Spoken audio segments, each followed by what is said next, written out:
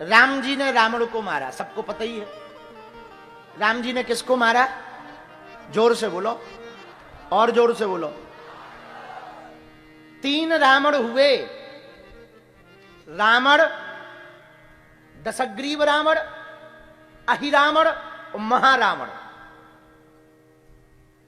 तो लंका का राजा था रावण, दशग्रीव, जिसके 10 सिर थे। उसका वध किसने किया? राम जी ने।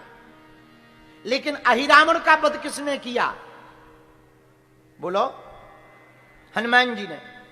रावण, दशग्रीव रावण का वध राम जी ने किया, अहिरावण का वध हनुमान जी ने किया, लेकिन महारावण का वध स्वयं श्री जानकी माता ने किया। और आप लोग सुनकर के चौंकेंगे इस कथा को, हम भी पढ़कर के बड़े आश्चर्य में रहे। रावण तो कुछ खास बलशाली नहीं था, लंका का राजा। लंका का राजा चलता था तो पृथ्वी डोलती थी। जब चलता था, चलत दशानन डोलत अबनी, रामायण में वर्णन है। लंका का राजा रावण जब चलता था तो पृथ्वी डोलती थी। अहिरावण इतना मायावी था कि वो सूक्ष्म भी हो जाता था, विशाल भी हो जाता था, रूप भी बदल लेता था। लेकिन महारावण इतना बलशाली था कि वो हंस भी देता था तो पृथ्वी डोलती थी। अब बताओ, हंसने पे। तो जब राम जी ने रावण को मार दिया, हनुमान जी ने अहिरावण को मार दिया, तो अयोध्या के राजा राम जी बन गए। बोलो राजा राम की जय हो। अयोध्या के राजा राम जी बन गए। श्री किशोरी जी, जानकी जी बगल में विराजमान हो गई। पूरे अयोध्यावासी सेवा करने लगे। हनुमान जी चरणों में बैठ गए। एक दिन बहुत सारे महात्मा, ऋषि मुनि, अमलात्मा विमलात्मा महात्मा राम दरबार में आए। क्या बात है महाराज, दंडवत प्रणाम। आओ आओ आओ, अरे महात्माओं आओ आओ आओ, बहुत अच्छे आए, आओ आओ, पधारो पधारो, विराजो। राम जी ने प्रणाम किया। कहो कैसे आए हो? महात्मा बोले परेशान है। क्या हुआ? अरे बोले महाराज, आपने छोटे रावण को तो मार दिया, बड़ा रह गया। तो राम जी बोले वाह, आप भी कितनी विचित्र बात कह रहे हो। उस दिन राम जी किशोरी जी के जब बगल में बैठे थे तो जानकी जी से बात कर रहे थे। जब महात्मा पहुंचे, बात पता है क्या कर रहे थे? जानकी जी, यही वो हमारी भुजाएं हैं जिन्होंने रावण को मारा है। और राम जी ऐसे कर रहे थे, ऐसे ऐसे, इन्हीं भुजाओं ने मारा है रावण को। बहुत बलशाली भुजाएं हैं ये। दोनों हाथ ऐसे करके राम जी दिखा रहे थे, ये देखो, इन्हीं भुजाओं ने मारा है रावण को, इन्हीं भुजाओं ने। और धराशायी कर दिया था रावण को, दशानन को, जिसके चलते पृथ्वी डोलती थी। जानकी जी कुछ नहीं बोली, हंसने लगी। इतने में महात्मा आ गए। क्या बात है? अरे बोले प्रभु, आप एक रावण को मारने पे ऐसी भुजा दिखा रहे हो, बल दिखा रहे हो, अपनी इसको क्या कहते हैं, बॉडी, बॉडी दिखा रहे हो। अभी एक और रह गया है, वो इससे भी बड़ा वाला है। राम जी बोले कौन? बोले महारावण। जानकी जी बोली लो जाओ, एक से तो निपटे नहीं, दूसरा आ गया। राम जी बोले अभी जाते हैं, कोई बड़ी बात थोड़ी है, अभी देखते हैं। राम जी पूरी सेना लेकर गए। सेना बोली प्रभु आप पीछे रहो, हम आगे लड़ रहे। लेकिन उसके सामने टिकना मुश्किल। वो ताली बजा दे तो आदमी बेहोश हो जाए। और एक दो नहीं, हजारों लोग, इतनी तेज ताली बजा दे। एक दो सिर नहीं है, सहस्त्र सिर है। 1000 मूड का रावण, 1000 खपड़ियां हैं। बताओ। सेना वापस आई राम जी के पास। राम जी बोले क्या हुआ? अरे बोले महाराज, 10 मूड को तो देख के दिमाग खराब रहो, आप कई दिन तक लड़े, जो तो आगे को लगो 1000 मुख को है। अब राम जी बोले जो नई खाज कहां से आ गई? 10 मुख का तो हमने देखा, वो सच में बड़ी आफत हुई, पर 1000 मुख का?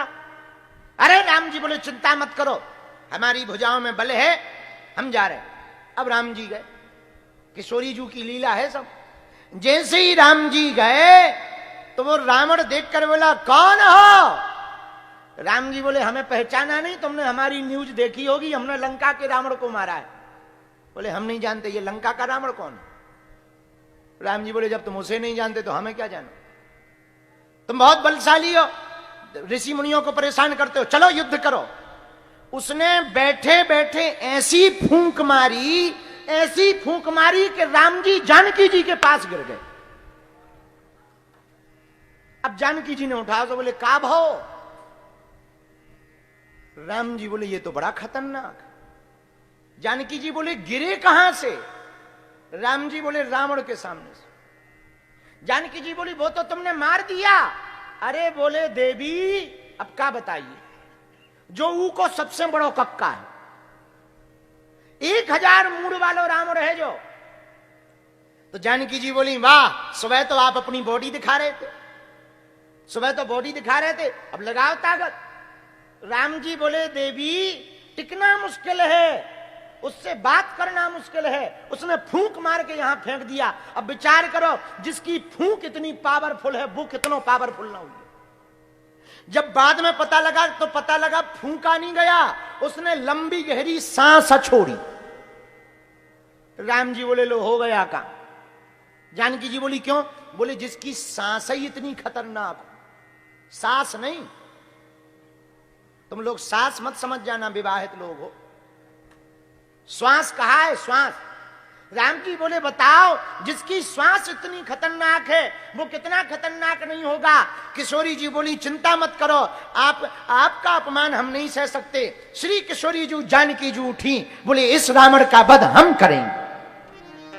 आहा, और मां किशोरी जी श्री जनकात्मजा जानकी माता खड़ी हो गई और श्री रघुनाथ जी को गिरा हुआ देखकर रघुनाथ जी को आसन पर बैठाया और श्री किशोरी जी ने अपने उसी दिव्य रूप में महाशक्ति के रूप में भगवती आ गई। अपने बालों को खोल लिया और केसों को खोल करके एक छटकार मारी तो जितने केस जितने बाल थे उतनी योगनियां खड़ी हो गई। माता जानकी जी के साथ करोड़ों योगनियां साथ चलने लगी। माता जानकी महारावण के सामने खड़ी हो गई और ललकार करके बोली खबरदार आ सामना कर।